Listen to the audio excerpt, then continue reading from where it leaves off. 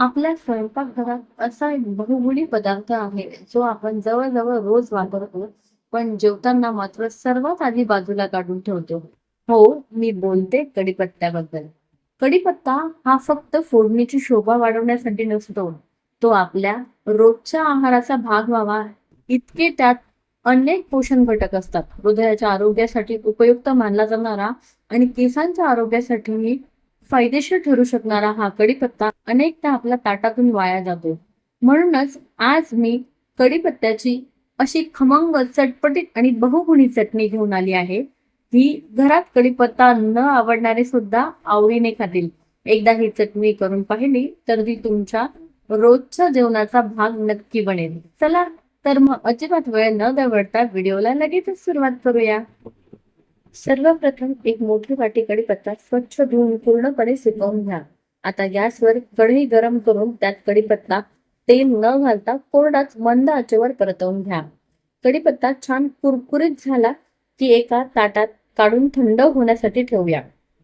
तुम्ही व्हिडिओत बघू शकता अशा पद्धतीने आपला कढीपत्ता छान कुरकुरीत भाजला गेला पाहिजे.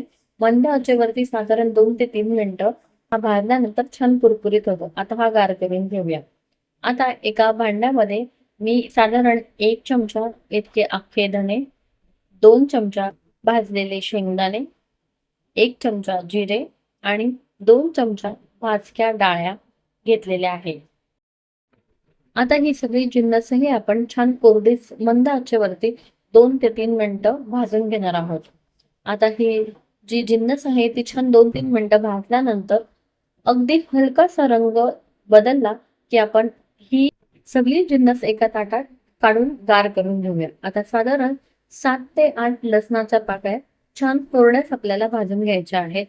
याही 2 ते 3 मिनिटं आपल्याला भाजून घेतल्यानंतर काढून घ्यायच्या आहेत. आता इथे सुकलेल्या 4 लाल मिरच्या घेतलेल्या आहे मी आणि आता त्या मिरच्याही आपल्याला छानपैकी परतून घ्यायच्या आहेत. ही सगळी जिन्नस जी आपण भाजून घेतो आहे ती सगळी पूर्णपणे आपल्याला गार करून घ्यायची आहे, थंड करून घ्यायची आहे. तुम्ही इथे मिरची तुमच्या आवडीप्रमाणे कमी जास्त करू शकतात. मी इथे 4 मिरच्या घेतलेल्या आहे आणि त्याही छान भाजून घेतलेल्या आहेत. तुम्ही बघू शकता अशा पद्धतीने हलक्याशा भाजल्यानंतर त्याही आपल्याला पूर्णपणे गार करून घ्यायच्या आहे, थंड करून घ्यायच्या आहे. आता हे मिश्रण थंड झाले आहे. हे मिक्सरच्या भांड्यात घालून घेऊया.